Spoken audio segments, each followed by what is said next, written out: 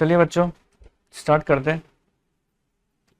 देखो अपने पास आज जो क्वेश्चन है, देखो मैंने आपको एक क्वेश्चन करवाया था ना पहले, जिसके अंदर मैंने बताया था when asset is sold, heading लिखवाई थी आपको। देखो यहाँ पर जो क्वेश्चन था कि परचेज सेल के साथ, कई बार परचेज सेल होता है फिर सोल्ड भी होता है।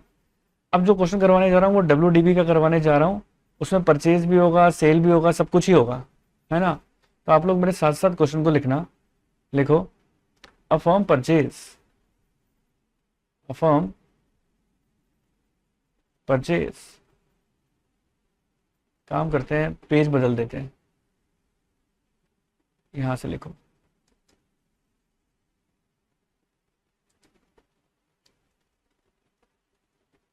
लिखो आप क्वेश्चन, अ फर्म, हेडिंग डाल देना WDB, ठीक है। A firm purchase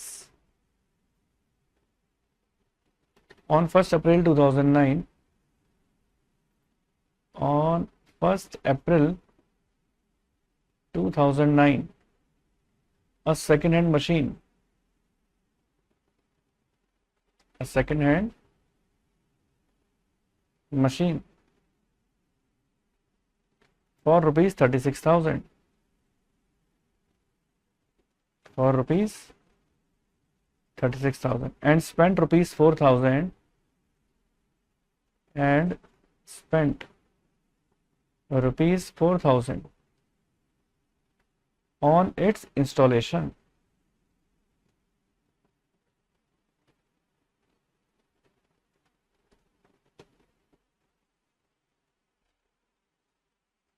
On 1st October, in the same year,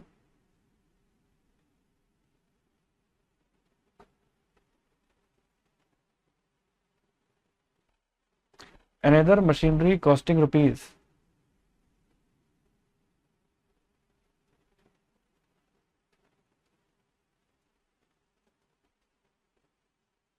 another machinery costing rupees 20,000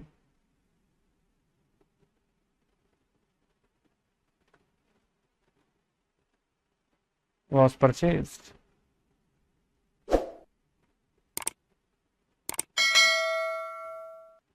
On 1st October 2011,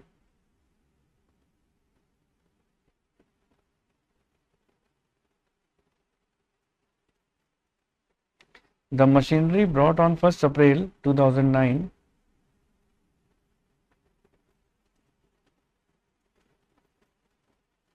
machinery brought on 1st April 2009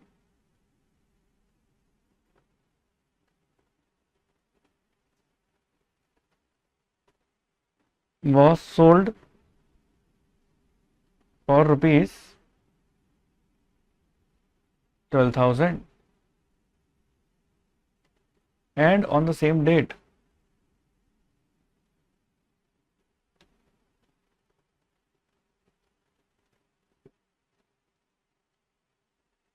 a fresh machine is purchased.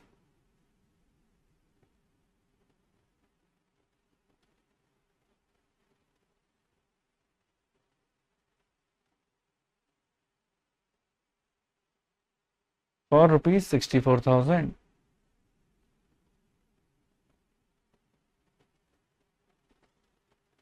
Depreciation is provided annually.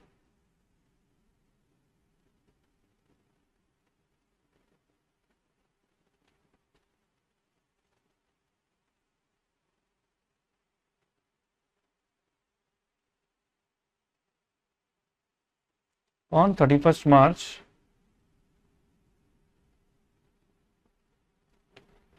at the rate 10% per annum on written down value method.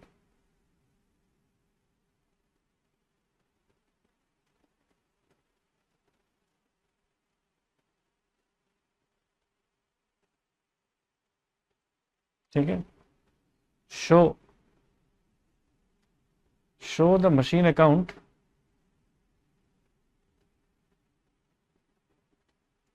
From 1st April 2009 to 31st March 2013।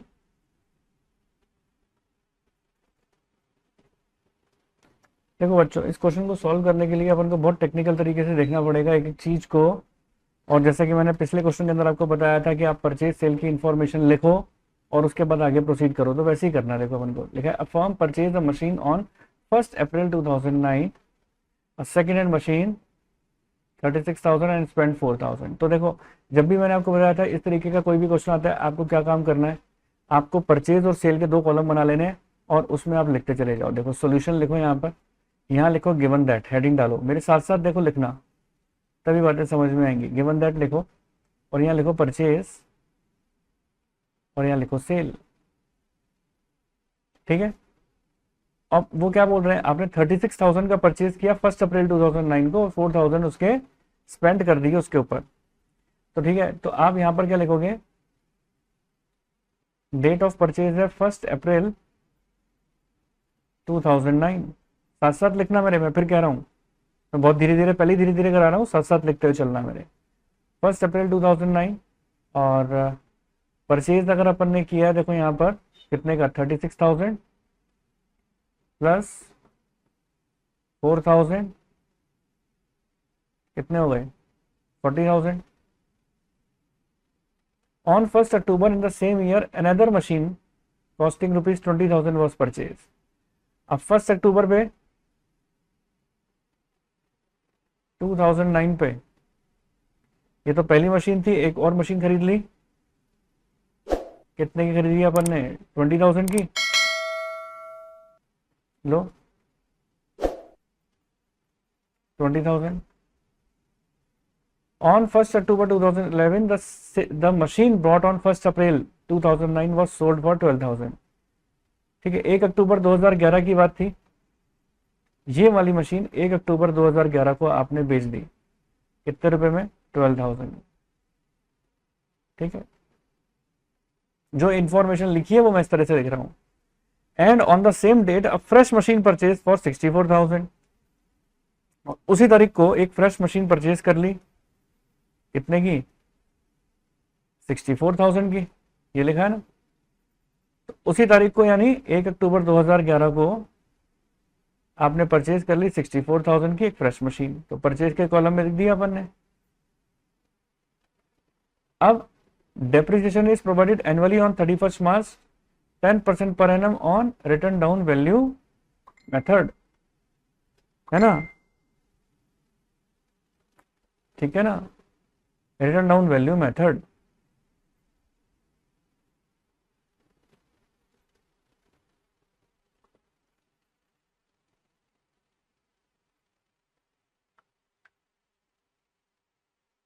ठीक है ना, आगे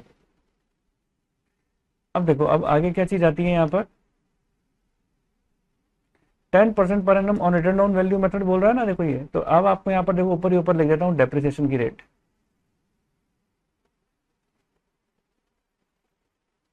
10% per annum WDV।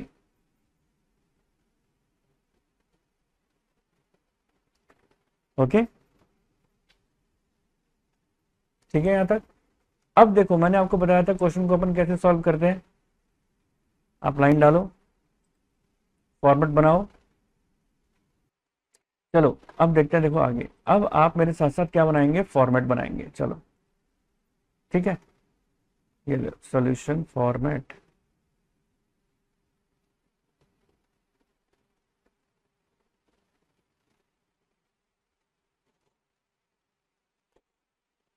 है ना, format खींचो, date, particular amount,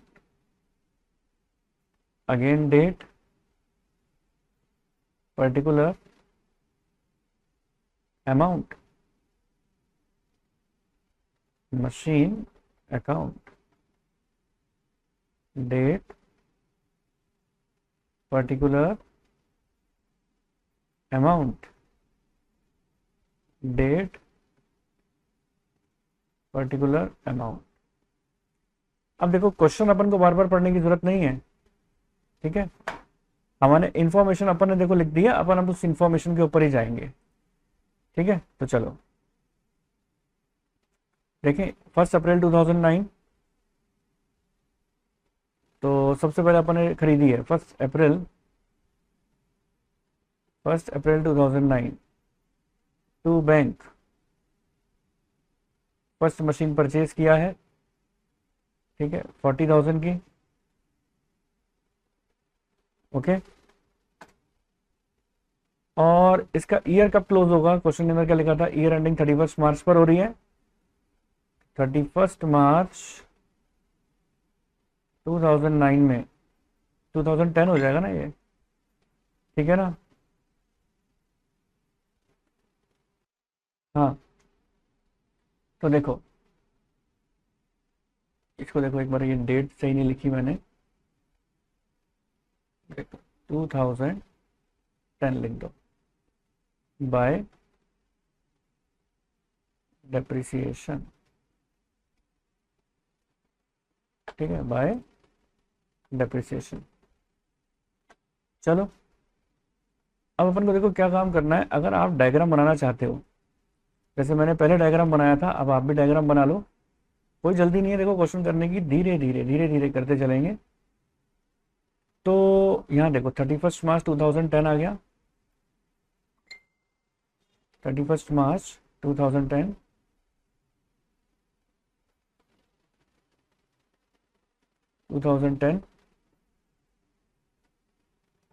और ये है 1 अप्रैल 2009, है ना। तो अब आप देखो कि यहाँ से ये देखो, यहाँ से यहाँ तक चलेगा पूरा, ये जो आपकी 40,000 रुपीज़ है, ये 40,000 की आपने परचेज किया था। और इन सब चीज़ों की मैंने एक निंजा टेक्निक बताई थी आपको,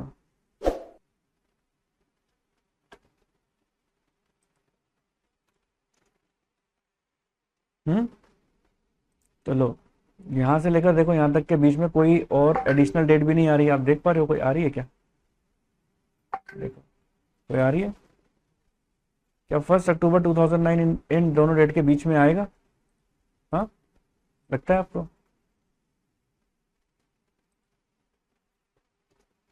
नहीं आएगा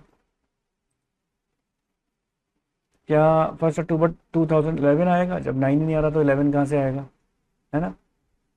तो इसका मतलब ये हुआ कि ये जो 40,000 का आपने जो खरीदी है, उसके ऊपर डेप्रिसिएशन यहाँ से लेकर यहाँ तक का पूरे 12 महीने का लगेगा, 12 मंथ्स का। 40,000 इंटू 40,000 इंटू 10/100,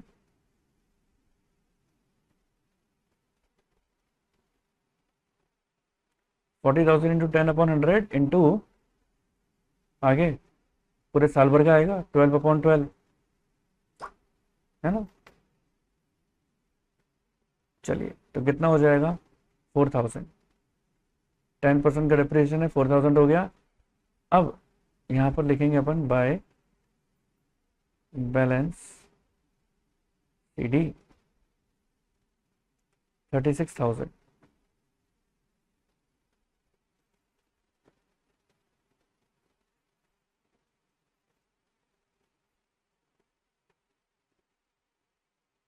ठीक है जी।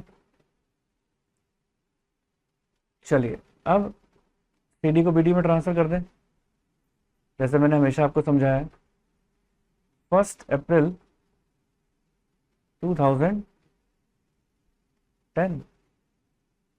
है ना, टू बैलेंस BD 36,000।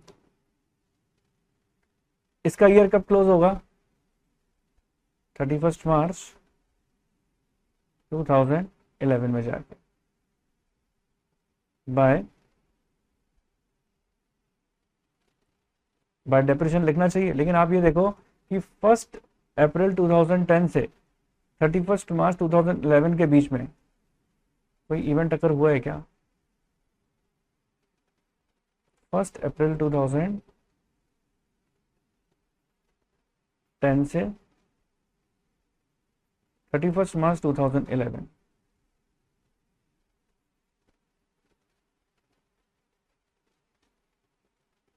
ठीक है, 36,000। इसके बीच में देखो डेट पूरी लिख देते हैं, अप्रैल के बाद मई, जून, जुलाई, अगस्त, सितंबर, अक्टूबर, नवंबर, दिसंबर, जनवरी, फरवरी और ये मार्च। ठीक है, ओके। अब क्या करना होगा, देखो अपन को डेट देखो, इन दोनों डेट के बीच में और कोई डेट फॉल कर रही है क्या? 1 अक्टूबर 2009 क्या इन दोनों डेट के बीच में फॉल करेगी? अप्रैल 1 अक्टूबर 2009 थी क्या? वो तो पिछले डेट में फॉल कर रही थी।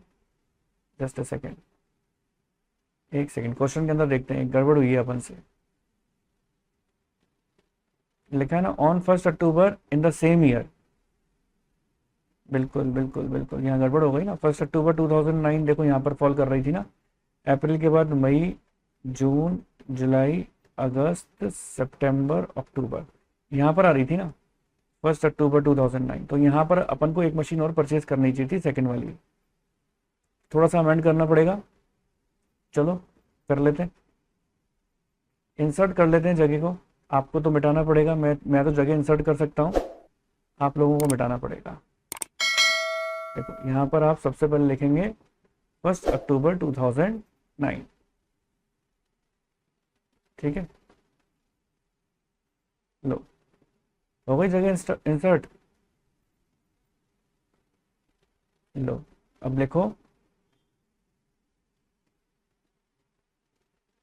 1 October 2009 to bank, second machine purchase किया। कितने में किया? 20,000 में। उस वक्त अपन ने डेट का ध्यान नहीं दिया, तो ये जो 4,000 रुपीज का डेप्रिसिएशन था ना, ये फर्स्ट मशीन पर था।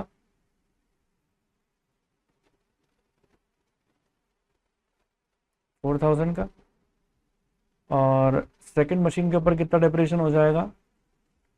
20,000 के ऊपर 10% की रेट से कैलकुलेट करेंगे कितने मंथ का। अब देखो ना, आप यहाँ पर आपने कैलकुलेट कर लिया, ये भी नीचे खिसक गया ना इसके साथ, तो इसको ऊपर ले जाते हैं।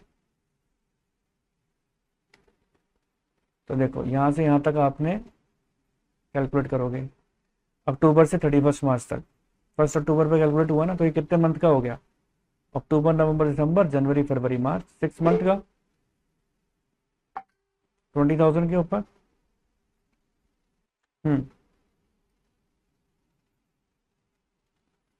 तो ये 6 महीने का डेप्रेशन निकालेंगे, 20,000 का 10% इंटू 6 डिवाइडेड बाई 12, तो देखें कितना निकला है, 1,000 रुपीज। 1,000 ही तो आएगा। चलो अब लिख लेते हैं, देखो अपन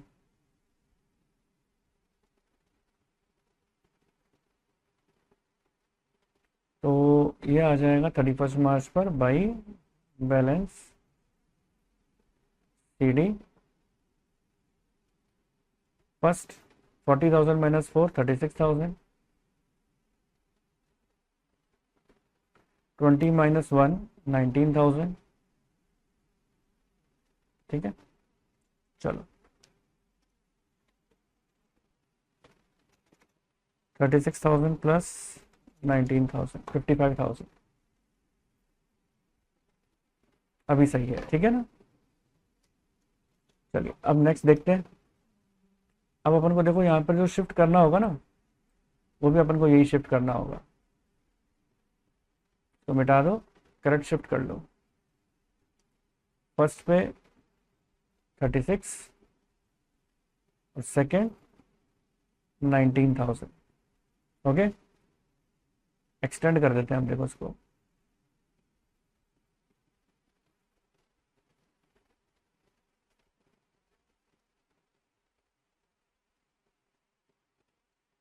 यहाँ तक सभी को अच्छी तरह समझ में आ गया? आ गया तो लाइक दे दो, फिर आगे बढ़ाता हूँ मैं। यहाँ तक तो कोई प्रॉब्लम नहीं है? सभी को क्लियर है? अगर प्रॉब्लम है तो हैंड रेज कर सकते हो। सबको क्लियर? चलो आगे बढ़ो। अब देखो, अब अपन यहां पर क्या लिखने वाले हैं, बाय डेप्रिसिएशन। अब आप जरा डायग्राम को देख लो, पहले भी देखो डायग्राम देख के पता लग गया था हमें कि हमने कुछ नया तो नहीं खरीदा। तो 1 अप्रैल 2010 से 31 मार्च 2011 के बीच में कौन सी डेट आ रही है, देखें। अक्टूबर 2011, वो तो मार्च 2011 के बाद में ही आएगी, है ना। तो यहां पर आप 36,000 की फर्स्ट मशीन है और सेकंड है 19,000 की। अब इन दोनों के ऊपर डेप्रिसिएशन लगाएंगे, ठीक है। अब मैं आप देखो येलो कलर से खींच रहा हूं, वो फर्स्ट मशीन की हो गई, और ग्रीन कलर से खींच रहा हूं, वो सेकंड मशीन की हो गई। दोनों के ऊपर 12 महीने का डेप्रिसिएशन लगेगा, है ना। लेकिन अब ये ओरिजिनल कॉस्ट नहीं है, 36,000 पे ही कैलकुलेट करोगे आप। कितना? पूरे 12 महीने का 10%, 36,000 के ऊपर 10%, 12 महीने का 3600, है ना। और ये तो हो गया आपका फर्स्ट मशीन के ऊपर। और सेकंड मशीन के ऊपर कितना बैलेंस था अपना? 19,000। 19,000 का 10%, 1900। ओके, चलो दोनों लिख दें डेप्रिसिएशन, फर्स्ट सेकंड, ठीक है।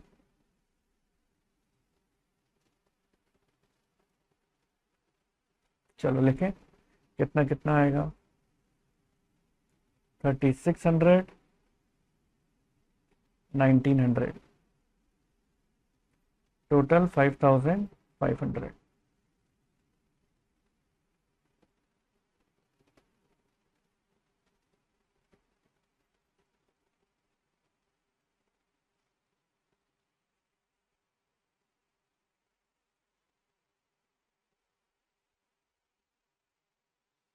By balance CD. अब आपको क्या काम करना है, 36,000 में से 3600 माइनस करो, अब देख लो कितना आ गया, 32,400। और उसी तरीके से 19,000 में से 1900 माइनस करो, 17,100।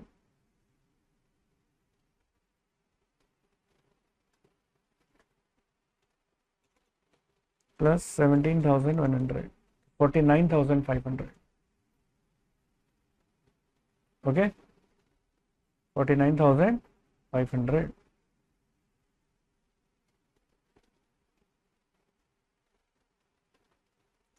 $55,000।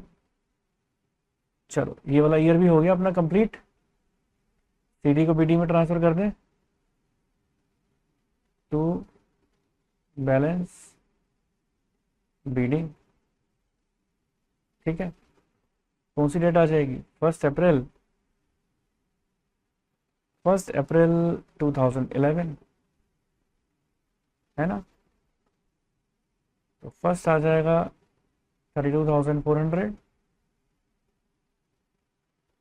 और सेकंड 17,100, टोटल 49,500। चलिए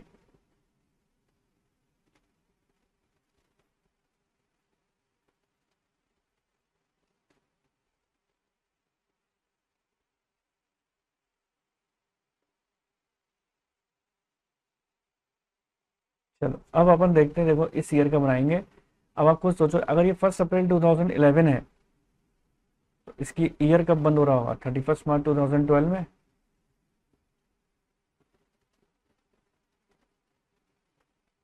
फर्स्ट अप्रैल 2011 से 31 मार्च 2012। ओके, अब पूरा कैलेंडर बना लो, इन दोनों डेट के बीच में कोई इवेंट अगर हुआ है क्या? अप्रैल, मई, जून, जुलाई, अगस्त, सितंबर, अक्टूबर, नवंबर, दिसंबर, जनवरी, फरवरी, मार्च। अब ये बोल रहे थे, देखो ऊपर क्वेश्चन के अंदर आपको, आपने सेल किया है 1 अक्टूबर 2011 में। अब देखो लोकेशन पर तो अपन को जाना पड़ेगा ना, 1 अक्टूबर 2011 कहाँ फॉल करेगा? यहाँ पर 1 अक्टूबर 2011।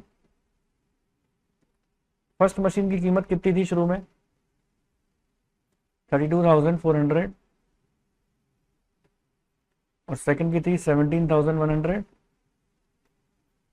ये फर्स्ट, ये सेकंड, और आपने यहां पर फर्स्ट वाली को बेचा है ना? तो फर्स्ट वाली के ऊपर यहां से लेकर यहां तक का डेप्रिसिएशन तो लगेगा ना।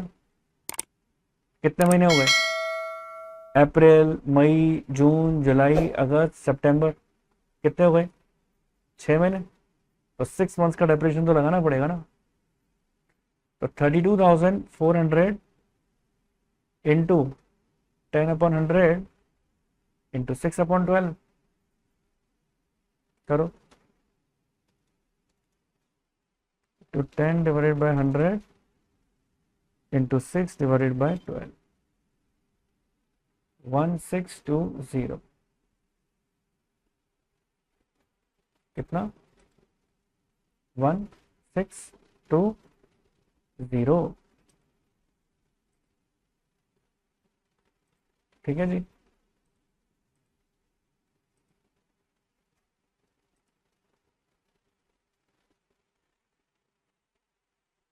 कोई दिक्कत नहीं है यहाँ तक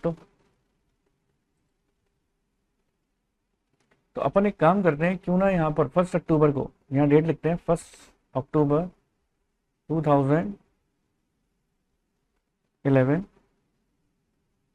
बाय बैंक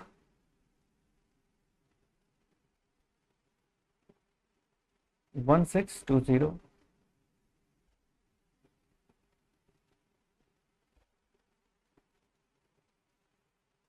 1620 बाय बैंक नहीं, बाय डेप्रिसिएशन करके आएगी।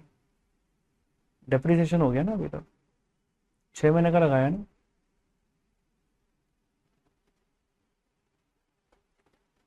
लिख दिया ना 1620, कैसे आया अब आपको पता लग ही गया ऊपर। और ये जो मशीन थी आपकी अभी बिकी नहीं है, इस पे आप पूरे साल भर का लगाओगे। कितना? 17,100 इंटू 10/100, 1710, ये लगेगा इस पर तो। चलो, और अब आपने देखो फर्स्ट मशीन को बेच दिया, तो फर्स्ट मशीन को जब आपने बेचा तो आप बाई बैंक करके एंट्री करोगे, कितने में बेचा आपने फर्स्ट मशीन को? ओके, ये देखो कितने में बेचा, देख लेते हैं। यहाँ पे लिखवाया था ना मैंने, 12,000 रुपीज में बेच दिया अपन ने। तो बाई बैंक करके कितना लिखेंगे? 12,000। ओके, अब आप देखें जरा मशीन की कीमत कितनी थी यहां से लेकर यहां तक। अब यहां पर अगर मैं देखूं मशीन की कीमत कितनी हो गई, तो 32,400 में से 1620 का डेप्रिसिएशन माइनस कर दो, आपको पता लग जाएगा कि 1 अक्टूबर में मशीन की कीमत कितनी थी।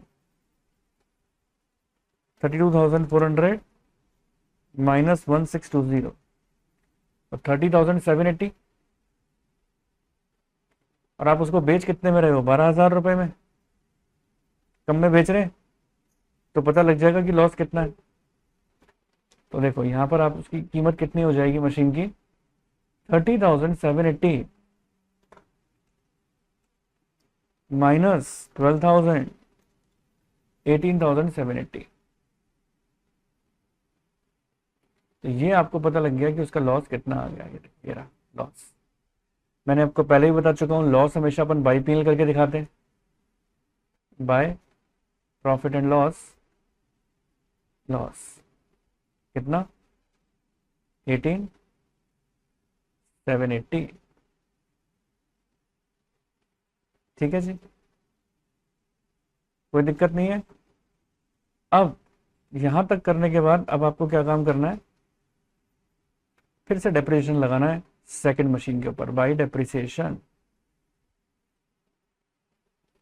सेकंड मशीन जो ग्रीन कलर से मैंने हाईलाइट किया है, इसका डेप्रिसिएशन निकाला था ना मैंने 1710 सेकंड का, तो लिखो 1710।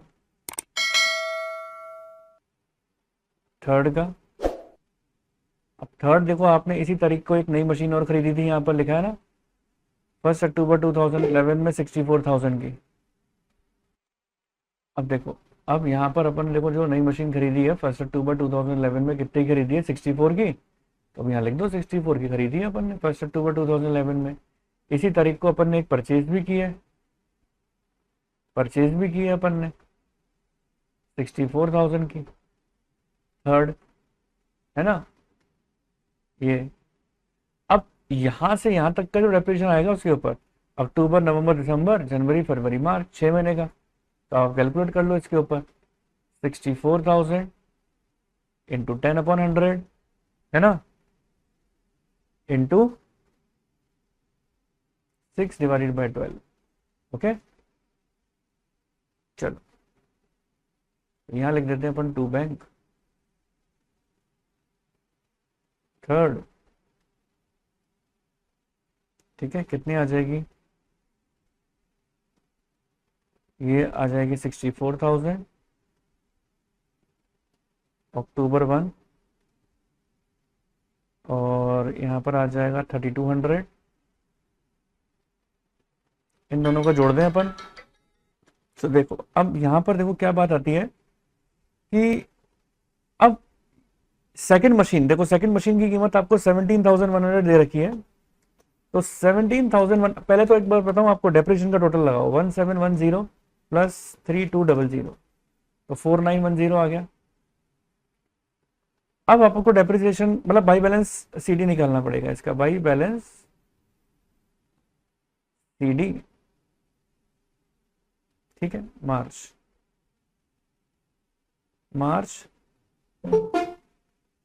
31।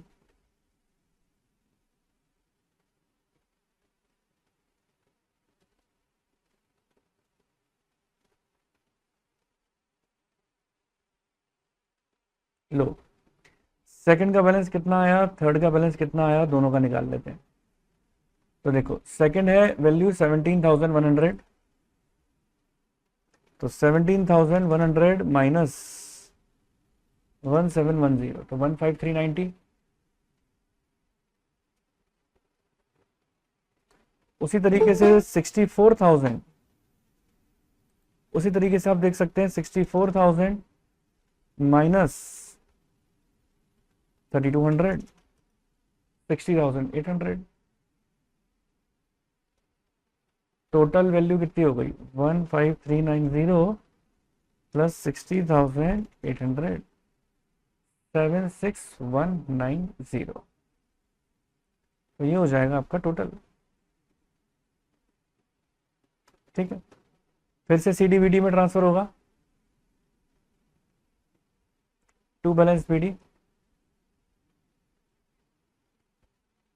है ना, और ये टू बैलेंस बीडी आपके कितने आ जाएंगे, ये जो लास्ट ईयर था हमारा था 2012 था, है ना, ये था 2012। तो यहाँ लिखोगे आप 1 अप्रैल 2012, जो कि बंद कब होगा 31 मार्च 2013 पे जाके, ठीक है, 31 मार्च 2013 पे जाके बंद होगा।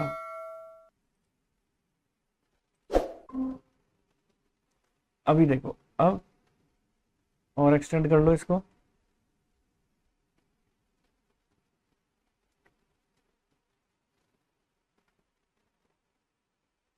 अब देखो यहाँ पर बैलेंसेस आ जाएंगे सेकंड के और थर्ड का,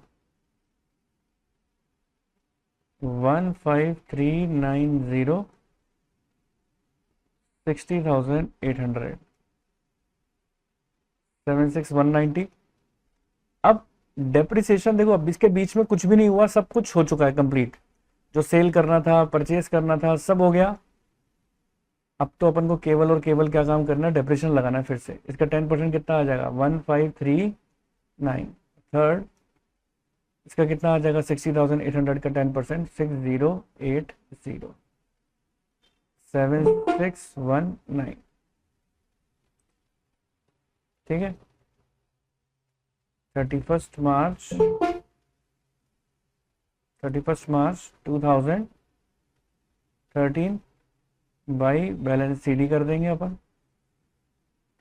सेकंड का निकाल लो, 15390 माइनस 1539, ये वैल्यू आ जाएगी 13851।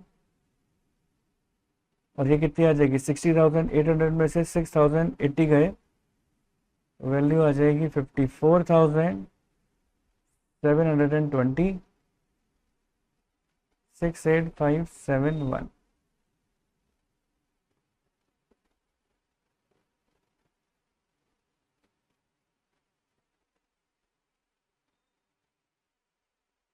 टोटल हो जाएगा और यहाँ पर आपका ईयर क्लोज हो जाएगा। इस तरीके से ये पूरा क्वेश्चन सॉल्व होगा। तो उम्मीद करता हूँ आप सभी बच्चों को अच्छी तरह समझ में आया होगा। तो उम्मीद करता हूँ आप लोगों को मेरा वीडियो अच्छा लगा होगा, पसंद आया होगा। मेरा वीडियो अच्छा लगा, पसंद आया तो इसको लाइक कर देना, चैनल पे नहीं हो तो सब्सक्राइब कर देना और अपने फ्रेंड सर्कल के साथ ज़्यादा से ज़्यादा शेयर कर देना। तो जल्द से जल्द मिलते हैं अपने नेक्स्ट वीडियो के साथ। तब तक के लिए ओके, टाटा, बाय बाय।